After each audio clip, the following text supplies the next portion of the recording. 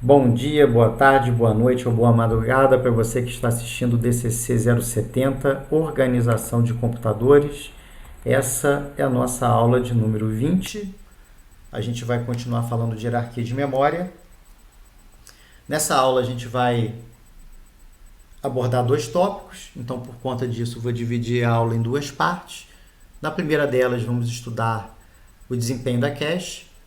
E na segunda delas, vamos falar, na segunda parte da aula, no segundo tópico, a gente vai tratar de memória virtual, ou pelo menos começar a tratar de memória virtual, já que é um assunto que a gente vai continuar falando, se não me engano, no início da próxima aula. Então a gente começa a aula de hoje falando do desempenho da cache, e a gente pode, o que a gente vai tentar fazer é tentar verificar qual é o impacto da cache no desempenho dos sistemas computacionais e a partir daí a gente poder estudar, né, o que aconteceria, o que pode ser feito para melhorar o desempenho, né, do sistema como um todo. Na equação de desempenho que nós estudamos, na primeira parte do curso, né, quer dizer, antes de vocês entregarem a primeira lista de exercícios, né, que agora as partes do curso estavam relacionadas às provas, né, então agora fica um pouco complicado, né, da gente esboçar bem o que é a primeira, segunda e terceira parte do curso, mas enfim, na primeira parte do curso a gente abordou a questão do desempenho e lá a gente falou que o tempo da CPU é igual ao total de instruções vezes quantos ciclos em média a gente gasta na execução de cada instrução vezes o tempo do ciclo. Sabendo que instrução vezes CPI é a quantidade de ciclos de clock, né, na execução da CPU. Então, ciclos de clock vezes o tempo de ciclo. E aí a gente viu que a quantidade de ciclos de clock é dado por instruções vezes CPI. Só que isso aqui é só um pedaço da história. Isso aqui é quanto tempo o processo gastou executando de fato no processador. Só que para o processador executar, ele precisa ter acesso à instrução, que é lido da memória. E depois, durante sua execução, muitas vezes a gente precisa ter acesso a dados para fazer o processamento, que são lidos da memória. Então, apesar, né, da gente ter falado em tempo de execução da CPU e ter focado nos aspectos relacionados aí ao desempenho na CPU, a gente também tem outros aspectos aí que influenciam no tempo de execução da CPU, né? A gente tem também um tempo em ciclos esperando memória, porque para executar as instruções eu preciso lê-las na memória e para fazer algumas operações que demandam dados eu preciso ler da memória e depois eu preciso salvar os dados da memória. Então a gente tem um tempo da nossa CPU em que a gente não está executando a aplicação, mas a gente está esperando o nosso sistema de memória responder com uma instrução ou com um dado, ou terminar de escrever um dado, né, que a gente está atualizando na memória. Bom, quando a gente introduziu a cache, né, na nossa hierarquia, a gente colocou aqui um cara que vai evitar as idas na memória. Quando a gente encontra um dado na cache, a gente não precisa ir à memória principal. A gente vai à memória, ou nos subníveis, né? Agora a gente tem uma hierarquia de memória, a gente pode ter várias caches anteriores à memória principal, mas enfim, a gente só vai no nível inferior da hierarquia se o dado não estiver presente na cache. Então, com essa ideia de cache, esse tempo de acessar a memória, ele muda um pouquinho. A gente pode imaginar que quando a gente encontra um dado na cache, esse tempo de acessar a memória é zero. Ele pode ser considerado, no caso de um hit, né, de um acerto, parte dos ciclos de execução normais da CPU.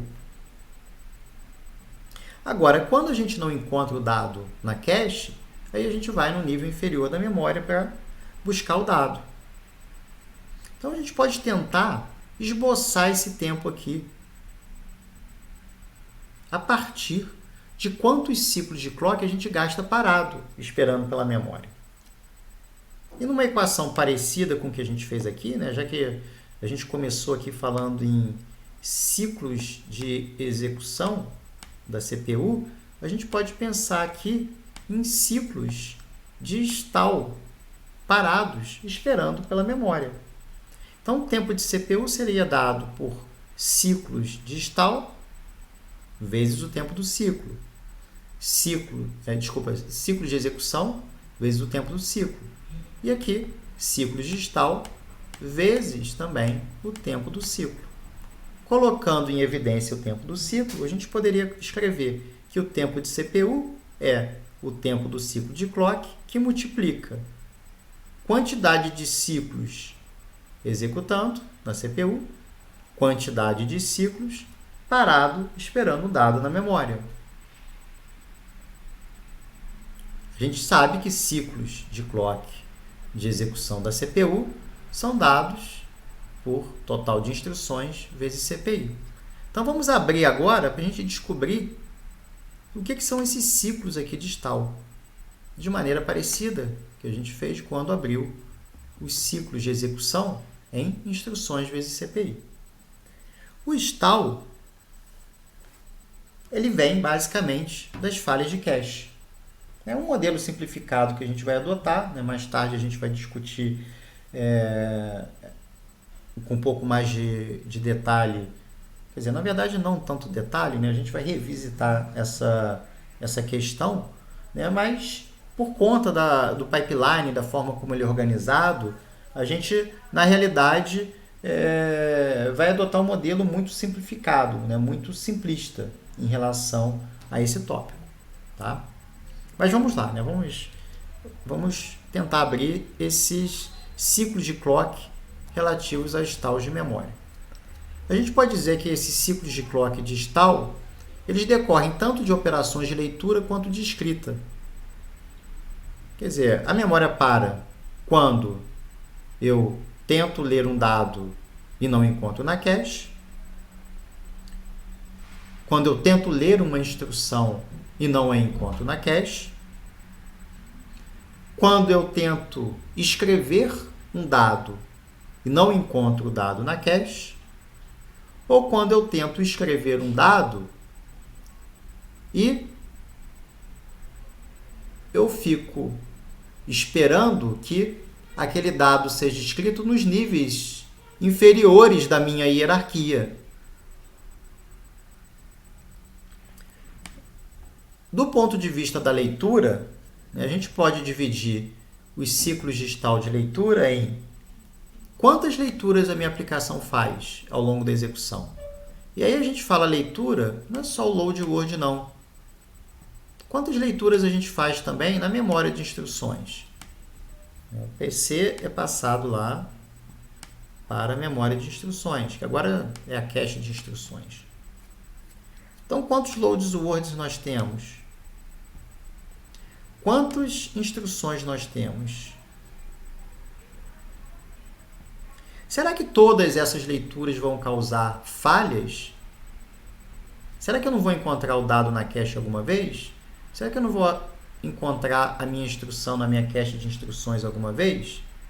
Então, dessas leituras, quantas delas, qual é o percentual de falhas?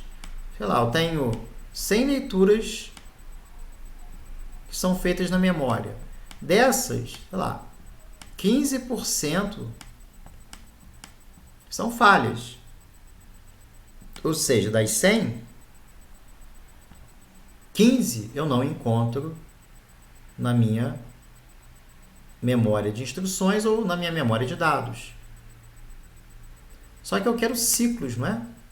Eu não sei que são tantas instruções que não encontram os dados na cache.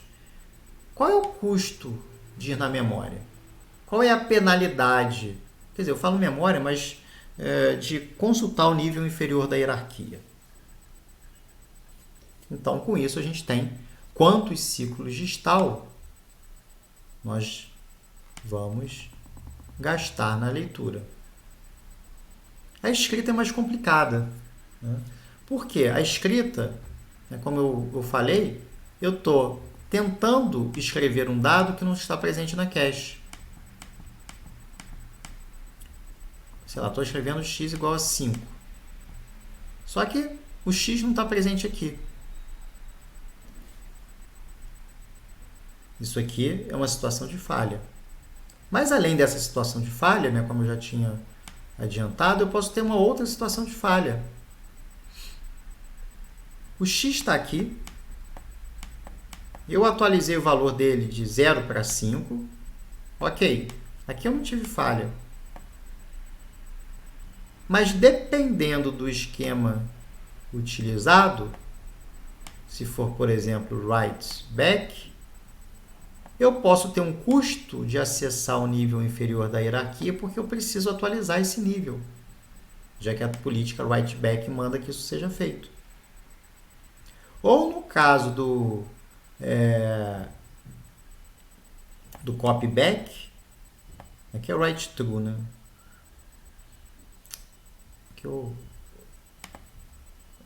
Para ser sincero, eu nem lembro o que eu falei aqui, né? Se eu falei write back ou se eu falei write true. Mas enfim, no write true, escrevi na minha cache, o dado está presente ali, só que eu tenho que, como o nome diz, write true, tem que escrever através. Então eu tenho que atualizar também os outros níveis inferiores da hierarquia. Então se eu faço um esquema write true, eu tenho falhas, ou tenho custos também nesse momento. Não tive a falha aqui, mas eu tenho um custo de atualizar o nível inferior. No copy back, eu posso ter uma situação de substituição. Teve um outro dado que vai mapear aqui. Esse cara eu tenho que tirar da memória, só que ele foi atualizado. Ele era 0, passou para 5. Então, nesse caso, eu tenho custo também de fazer a minha atualização.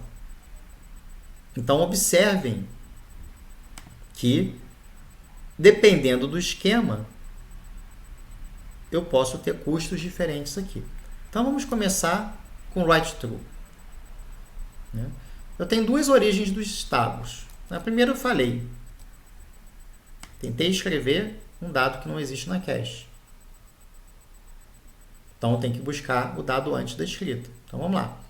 Então, quantos ciclos eu vou gastar nesse cenário? Primeiro, quantas escritas a minha aplicação tem? Sei lá, tem 100 escritas. Dessas, quantas foram falhas? Tentei escrever um dado que não existe. Sei lá, 2. Então, quantos por cento? 2%. Então, 100 vezes 2%, 2. Então beleza, 2 escritas ocorreram stall de escrita. Quanto que eu pago para ir na memória? É penalidade de falha. Então, isso é falha de escrita. Mas não é a única situação, né? Como a gente já falou, eu posso ter situações do write true. Estou tentando escrever, né? Li o x igual a 0. Tentei escrever, ou escrevi x igual a 5. Ótimo, encontrei o dado aqui na minha cache. Só que, como é write true, eu tenho que escrever nos níveis inferiores da hierarquia. A gente viu que pode usar um buffer para não precisar escrever fisicamente, na hora, naquele momento exato, na hierarquia. O que a gente pode fazer? A gente pode escrever no buffer, e só quando o buffer estiver cheio é que a gente vai ter que parar. Então, enquanto tiver espaço no buffer, x igual a 5, beleza, escrevo aqui, x igual a 5. Libera o processador para continuar. Para ele é como se ele tivesse escrito na memória.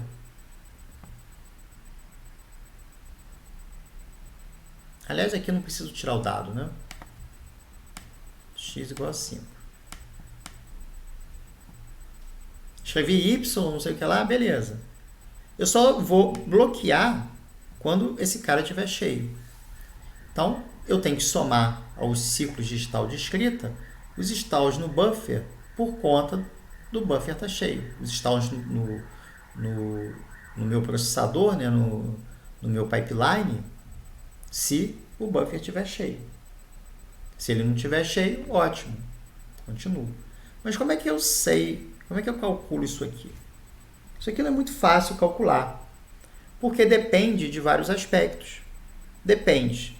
Vamos supor que meu buffer tem tamanho 5. A minha aplicação tem 1 milhão de linhas de código.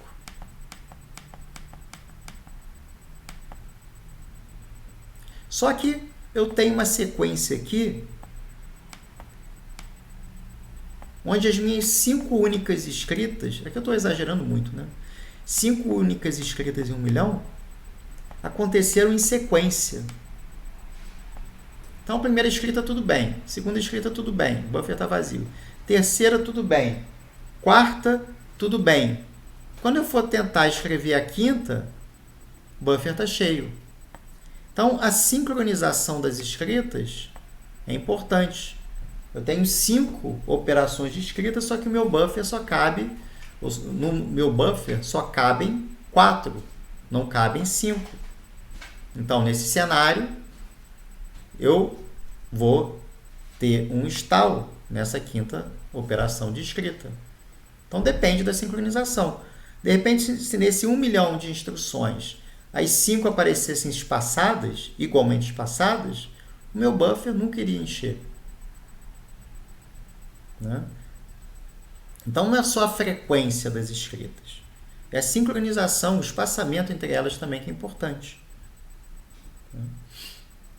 A gente pode assumir algumas coisas. Se a gente tiver um buffer razoável de tamanho, e esse buffer ele aceita escritas, ou seja, se a memória tentar, aquele nível da memória tentar escrever nele, ele aceita essa escrita, porque a velocidade com que ele manda dados para a memória é maior do que, ou igual, né, do que a velocidade em que os dados são escritos nessa cache, aí beleza, esse buffer nunca vai encher.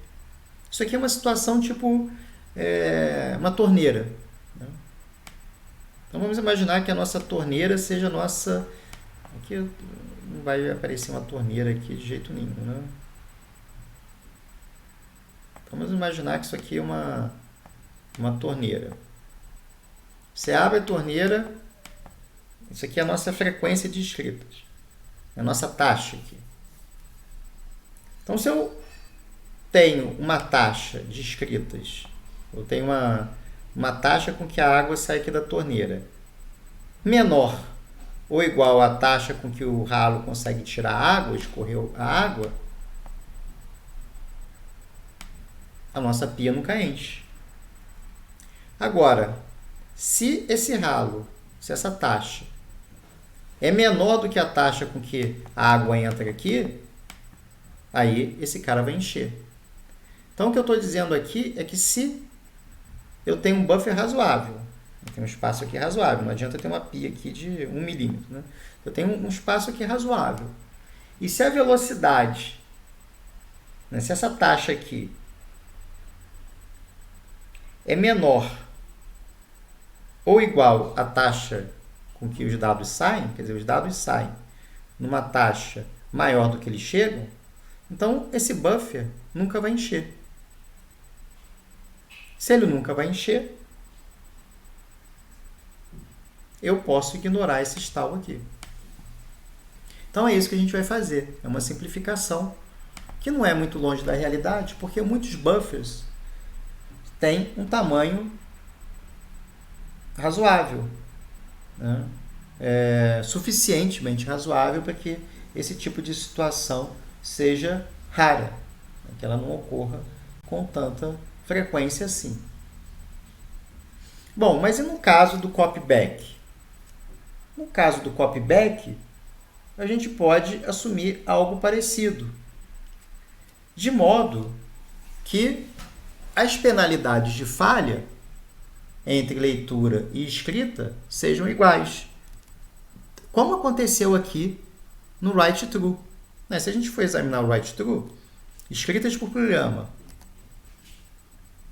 leituras por programa, comparando os ciclos distal de leitura com os ciclos distal de escrita. Então, escritas por programa, leituras por programa. Então, no final das contas, quantos acessos à memória a gente tem? Taxa de escritas, taxa de leitura. Ou seja, qual é a taxa de falhas total? Não precisa nem diferenciar a escrita de leitura. Penalidade da escrita, penalidade da falha de leitura. Geralmente são iguais. Então, a gente pode adotar o mesmo esquema para o copyback. Imaginar, olha, as falhas basicamente são por conta de escritas. Porque no caso das substituições, eu consigo implementar mecanismos que eliminam as paradas. Então, sendo assim, a gente pode generalizar. Ciclo de clock distals de memória é o total de acessos à memória da aplicação, sejam leituras ou escritas, vezes a taxa com que eles acontecem, porque nem todo acesso à memória eu vou precisar pagar o custo associado àquele acesso, vezes a penalidade de falha. Ou, se vocês preferirem, eu posso reescrever isso aqui de outra maneira. Eu tenho o total de ciclos em que eu parei no meu processador por instalo na memória é igual a quantas instruções a minha aplicação tem. Dessas instruções, quantas falhas em média eu tenho por instrução? Eu não encontro o dado associado à instrução ou não encontro a própria instrução na memória, tem uma falha. Então, qual o percentual de falhas por instrução? E quanto custa cada falha? Então, isso aqui é igual ou equivalente a isso aqui. Então, vamos tentar ver isso aqui através de um exemplo, essas fórmulas através de um exemplo. Fica mais fácil a gente sempre visualizar através de um exemplo. Então, nesse exemplo, vamos imaginar que 98% das vezes eu encontro os dados na caixa de instruções. E que em 96% das vezes eu encontro na caixa de dados. Então, uma cache boa. Talvez difícil para uma aplicação que não tenha uma natureza científica conseguir uma taxa como essa. Aplicações, principalmente de inteiros, elas costumam ter taxas de falha maiores. Mas, enfim, vamos imaginar esse cenário aí, que é um cenário bem otimista, eu diria, para várias situações aí. Bom, e vamos imaginar que, se não fosse as falhas, toda aplicação executaria em 2 ciclos de clock. Então, meu CPI igual a 2. Só que as falhas aumentam o meu CPI. Aumentam porque, quando eu tenho uma falha, eu tenho que ir na memória. E eu pago 100 ciclos de clock por isso. Vamos imaginar que 36% das nossas instruções acessem a memória. Sejam instruções de loads e stores. Mas não se esqueçam que a gente tem que buscar a própria instrução na memória. Quer dizer, quando eu faço lá no primeiro estágio do pipeline, eu vou fazer o instruction fetch, passo o PC para a minha memória de instruções, eu estou acessando a memória. Posso ter uma falha aí. Nem que seja 2% de falhas. Então, vamos calcular. Quantas falhas eu tenho por instrução? Das minhas instruções, 2% delas eu falho ao tentar lê-las. Eu vou na memória de instruções e em 2% das vezes eu não encontro. Então, I vezes 2%.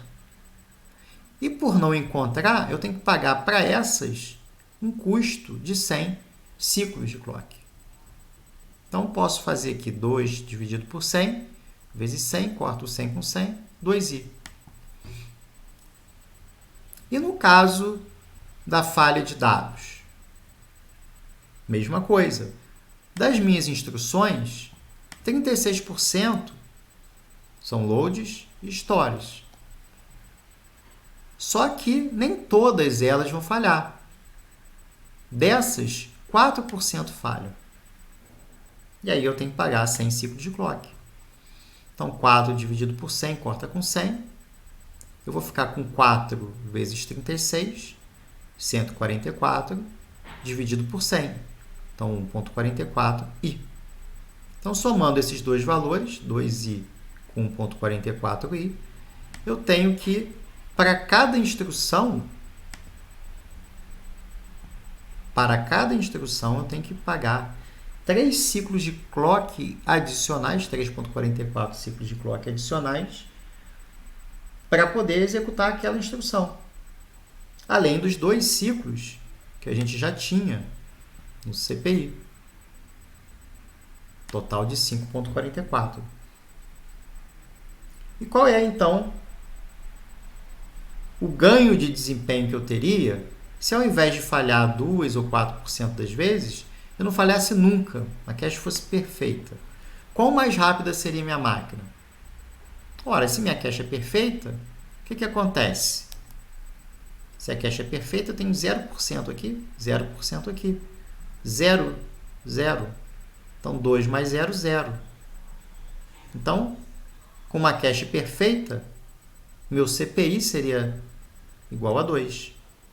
Então, vamos colocar na fórmula desempenho inverso do tempo de execução. E o tempo de execução é instrução vezes CPI vezes ciclo de clock. No caso da máquina com cache perfeita, a gente tem CPI igual a 2. No caso da máquina com stall, nós temos CPI igual a 5,44. Bom, instrução corta com instrução, ciclos de clock com ciclos de clock. Fico com um desempenho 2,7 vezes pior do que seria se meu processador encontrasse as minhas instruções e meus dados 100% das vezes lá. Então, num cenário já otimista, que não é toda aplicação que consegue esses percentuais. Talvez fique restrito às aplicações mais científicas. Então, por isso que os fabricantes investem tanto em cache, para tentar reduzir esse custo da memória, para que a gente possa encontrar o máximo por cento das vezes os dados na cache, sem precisar pagar o custo grande de se ir na memória. Então, esse é o primeiro cenário. Vamos para o próximo exemplo. O que aconteceria se esse nosso processador se tornasse mais rápido?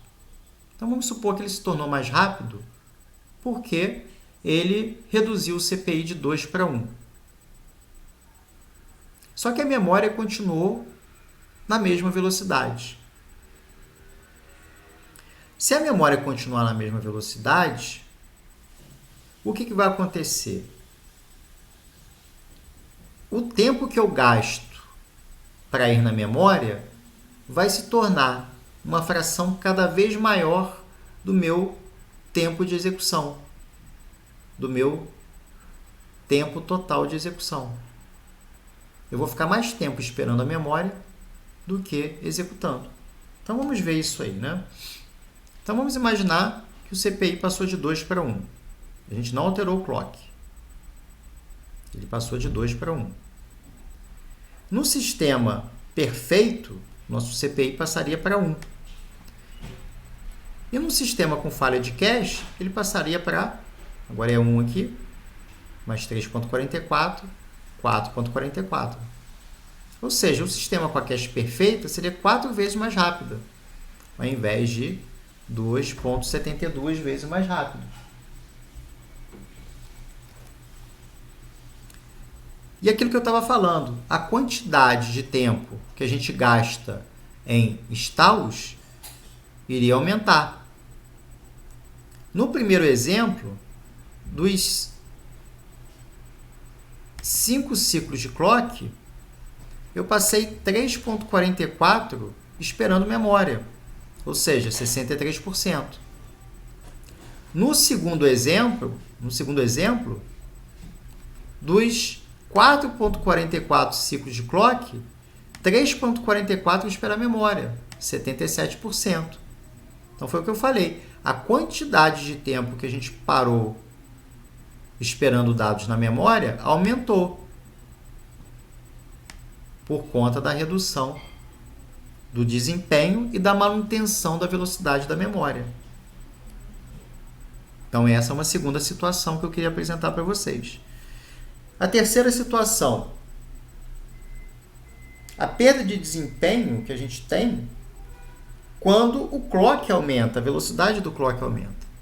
Então vamos imaginar que o processador se tornou mais rápido porque o clock foi reduzido à metade, por exemplo.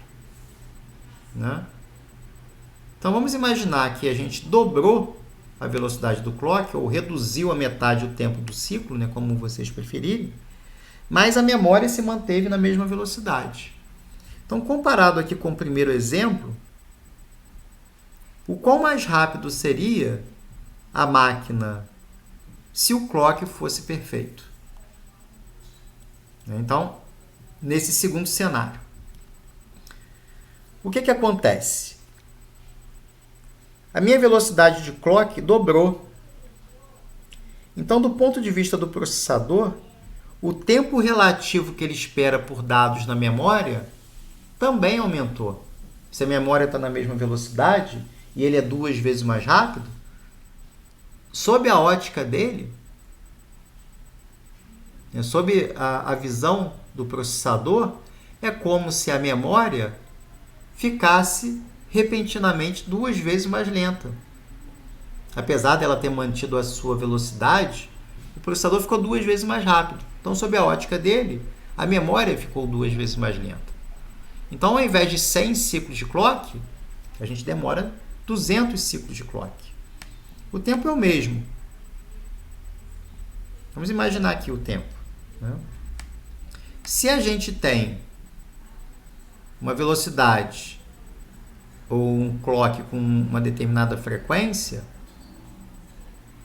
sei lá, aqui ficou, vamos contar aqui as batidas, né? Tem uma batida, 2, 3, 4 e meia. Aqui. Ficou muito bom o meu desenho, não. Se o clock dobra, vamos ver se eu consigo fazer aqui.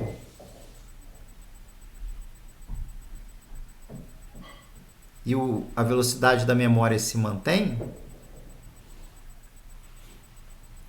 eu vou ter o dobro dos ciclos. Acho que agora vocês conseguem perceber um pouco melhor, apesar do meu desenho aqui não está ajudando muito.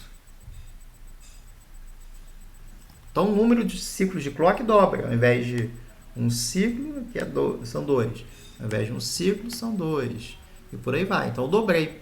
Então, ao invés de 100, eu tenho 200 ciclos de clock. Então, eu tenho que recalcular. Então, 200 vezes 2%, 4i. 200 vezes 4%, vezes 36%, 2,88i. Então, 4 com 2,88, 6,88. Quão mais rápido esse computador seria? Bom, o desempenho é inversamente proporcional ao tempo de execução. E o tempo é total de instruções, que a gente mantém igual, CPI que nós calculamos, e o ciclo de clock, a gente tem que lembrar que uma máquina tem metade do ciclo de clock da outra. Essa aqui de 8,88, né, que a gente tem que somar os dois, isso aqui é só a memória. Eu estou esperando 8 ciclos pela memória, mais os 2 da execução. Então, 8,82 é essa máquina que é 2 vezes mais rápida. Então, 4,44. 5,44 dividido por 4,44. 5,44 era o valor que a gente tinha achado no nosso primeiro exemplo. Dividido por 4,44, 1,23. Então, que conclusão que a gente chega? A minha máquina ficou 2 vezes mais rápida? Não. A gente dobrou a velocidade do clock, só que o desempenho só melhorou 20%. Não melhorou em 2 vezes. Por quê? Por conta das falhas de cache. As penalidades de cache, elas acabam aumentando à medida que um processador se torna mais rápido. Seja por conta do CPI, seja por conta da velocidade do clock. Então, isso aconteceu nos exemplos que a gente mostrou porque a gente está imaginando que é improvável que a memória principal melhore tão rápido quanto o processador melhorou. Mas, se a velocidade do clock ou a velocidade da memória melhorar também, a gente tem que considerar essa melhora para fazer a conta mais exata, que a gente deu uma simplificada. Bom, então, a ideia é a gente tentar reduzir as falhas de cache. É a melhor maneira de melhorar o desempenho. Claro que se melhorar o desempenho da memória também, a gente vai dar um grande salto no desempenho. Se ao invés de 100 ciclos de clock passar para 50, para 10, a gente melhora. Mas a gente também consegue melhorar reduzindo esses custos aqui. E é mais fácil reduzir esses custos. Então, como é que a gente consegue reduzir? A gente pode tentar adotar formas diferentes de posicionamento dos dados na nossa cache. Porque do jeito que a cache está projetado, o que acontece? Usando lá o mapeamento direto. Se eu tenho 2 palavras na minha memória que, pela lei de Murphy, mapeiam para a mesma entrada da cache e as duas estão sendo simultaneamente usadas, eu vou ter uma taxa de falha alta. Por quê? Vou trazer uma, começo a usar. Preciso da outra, substituo a que eu estou usando. Só que depois eu preciso dela de novo. Tiro a que eu estou usando. Mas ela vai ser usada de novo. Então, nossa taxa de falhas acaba sendo muito alta. A gente toda hora tem que ir à memória para trazer os dados que já estavam na cache. Talvez a cache tenha outras posições aqui que não estão sendo usadas e que poderiam ser usadas para abrigar os dois simultaneamente. Então, uma forma da gente tentar reduzir é reorganizar a nossa memória, usando outros esquemas, outros modelos de mapeamento dos dados da nossa cache. Então, eu vou apresentar outros 2 para vocês, o totalmente associativo e o associativo por conjunto, que a gente vai, enfim, olhar um pouquinho mais essa questão de falhas em cada uma delas na próxima aula. Mas, por hora, vamos, até para a gente finalizar esse bloco aqui, que já está ficando extenso, vamos focar aqui no funcionamento de cada uma delas. A gente poderia dizer que o associativo por conjunto é um caso, ou melhor, que o diretamente mapeado e que o totalmente associativo são casos especiais do associativo por conjunto. Então, o que é o associativo por conjunto?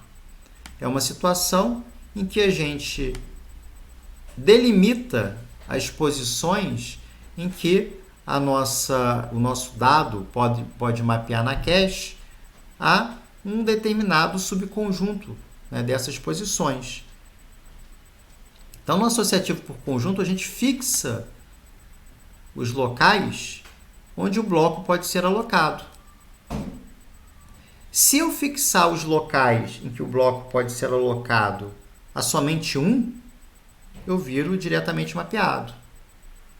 Se eu fixo os locais em que o bloco pode ser mapeado a todos, eu viro um totalmente associativo.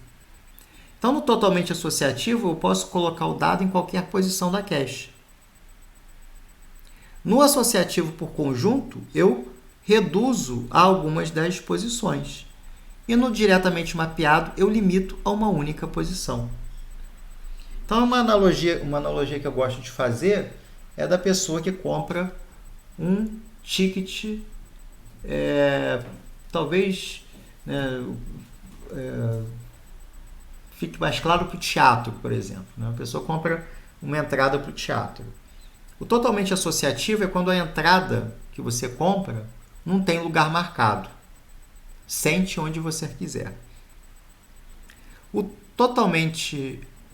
associativo por conjunto de duas vias é como se fosse algo como comprei um camarote. Então as pessoas que vão comigo no camarote podem se sentar em qualquer das cadeiras do camarote. Elas não têm um lugar marcado dentro do camarote, desde que elas só ocupem aquele camarote que eu comprei. Então eu tenho um subconjunto do total de cadeiras do teatro onde eu posso sentar, aquele camarote. Ali dentro eu sou livre para escolher onde eu quero ficar. E o outro, diretamente mapeado, não. Você comprou lá o ticket para o teatro, você só pode sentar no local, na fila L12. Então você só pode sentar na cadeira L12. Tem um lugar certo.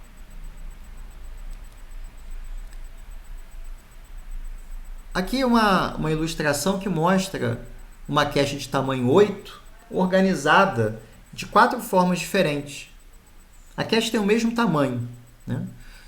No caso do diretamente mapeada, a gente tem uma situação em que, dado um bloco da minha memória, aquele bloco, né, vai ocupar um endereço, né, que é o endereço do bloco, resto da divisão, número de blocos que eu tenho. Então, um endereço XYZ só pode ocupar o resto da divisão desse XYZ por 8, sei lá, 3. Eu tenho um local certo, um mapeamento direto entre o meu endereço e uma posição. Esses mesmos 8 endereços podem ser organizados numa cache associativa por conjunto de 2 vias. Quando a gente fala 2 vias, 4 vias, 8 vias, eu estou dizendo quantas posições um determinado dado pode ocupar dentro de uma cache. Então, você pode ocupar 2 posições, né, que o tag e o data formam uma coisa só. Então, ou eu estou aqui na primeira entrada, ou eu estou aqui na segunda. Eu tenho 2 possibilidades. 4 vias. 1, 2, 3, 4. 8 vias. Mesma coisa. 8 possibilidades. Cada entrada tem 8 possibilidades de posicionar o dado. 8 lugares em que ele pode ficar. Então, meu endereço de bloco, resto da divisão por número de conjuntos. Nesse caso aqui, resto da divisão por 4. Então, o dado mapeia na entrada 0, ele pode ou estar ocupando essa primeira posição, ou ele pode estar ocupando essa segunda posição.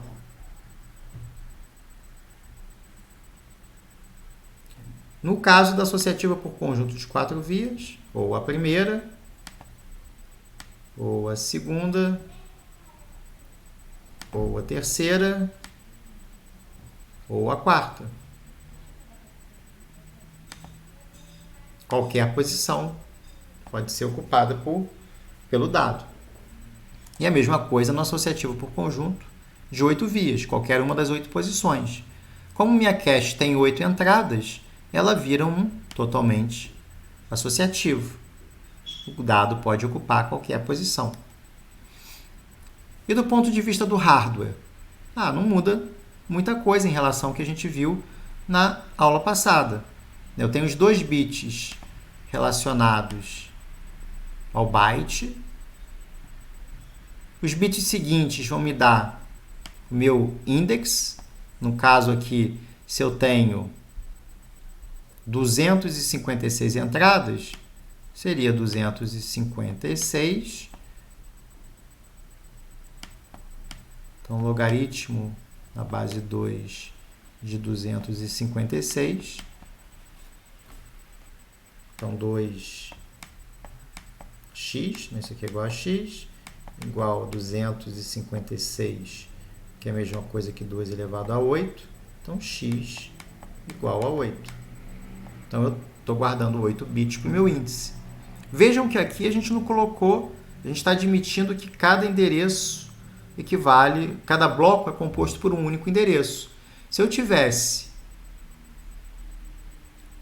o meu bloco aqui, quer dizer, se cada entrada da cache fosse composto por 4 palavras, eu teria que pegar 2 bits aqui para o bloco.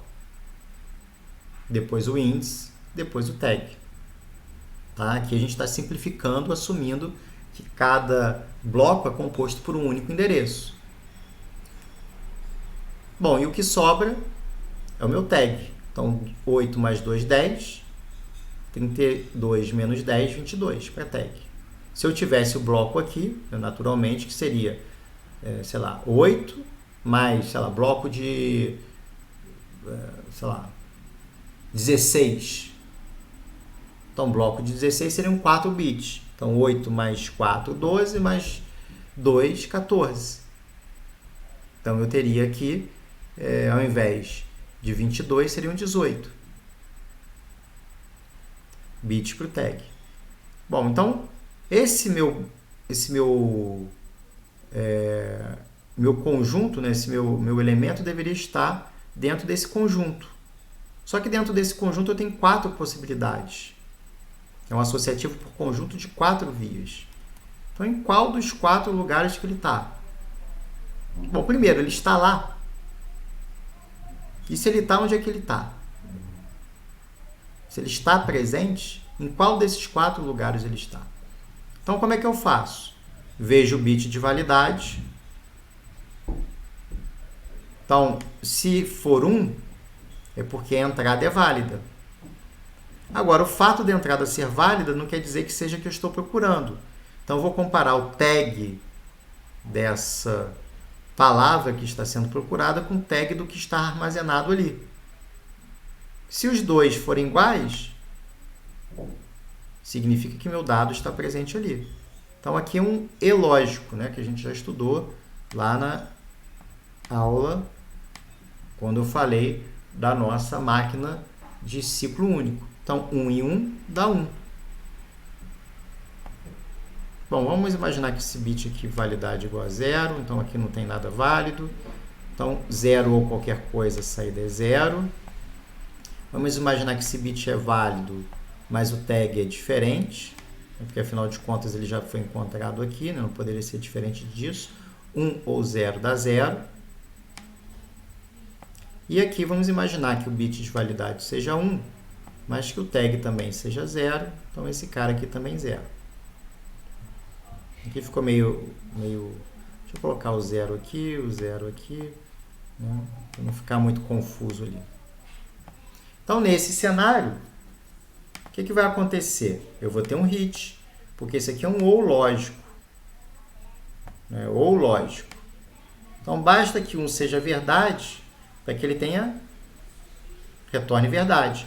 Então, 1 ou 0 ou 0 ou 0 dá 1.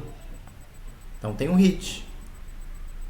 Opa, então se o dado está ali, em qual das 4 posições ele está? Então, para isso eu tenho um multiplexador que vai selecionar cada um desses dados aqui para aparecer na saída. E qual deles que aparece na saída? Vou passar o valor onde ele está. Onde tem 1 ali, é o que vai aparecer na saída. Então, eu vou selecionar a entrada 1000 do multiplexador. Esse meu multiplexador aqui é um multiplexador em que eu vou escolher entre o 0001, 0010. É molinho fazer esse multiplexador, né? Para quem fez lá a disciplina de circuitos digitais, sabe fazer o projetozinho disso aqui. Né? para implementar o multiplexador. Então, onde tiver um, é onde eu vou colocar meu dado. Ah, professor, mas e se tiver um bloco aqui? Né? Isso aqui você está admitindo que o endereço, que o bloco é composto de um endereço. E se eu tivesse um bloco composto por várias palavras? Não tem problema, joga no outro multiplexador, que a gente viu na aula passada, para que dentro desse bloco eu escolha, né, que aqui a gente estaria selecionando um bloco, para que dentro desse bloco, né, com outro multiplexador, eu escolha uma palavra do bloco, usando os bits lá de tamanho de bloco. Bom, essa nova organização essas novas organizações, né, o associativo por conjunto e o totalmente associativo, dão para a gente agora uma possibilidade a mais. Eu posso escolher que bloco eu quero substituir. Diferentemente da cache diretamente mapeada, onde cada bloco ou está naquela posição ou não está, ou seja, se eu tenho uma posição ocupada por uma outra entrada que foi inserida anteriormente, eu sou obrigado a substituí-la ao querer usar uma nova entrada que mapeie na mesma posição. No caso da cache associativa por conjunto ou totalmente associativa, a gente abre a possibilidade de escolha. Eu tenho 8 possibilidades. Vamos imaginar que minha cache está cheia, tem 8 elementos. Quero trazer um nono. Qual deles que eu vou substituir? Eu posso escolher. Ou essa cache aqui de 4 vias, está toda cheia, 4 opções ocupadas. Vou trazer uma quinta. Quem que eu vou escolher para sair? Eu posso escolher, já que o dado pode ser colocado em qualquer posição. Então, eu tenho duas alternativas.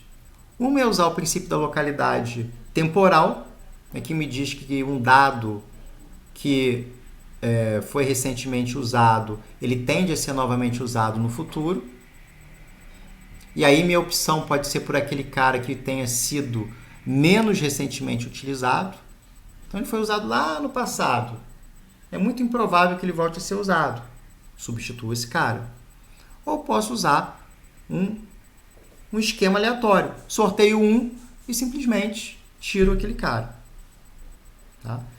Qual deles é o melhor?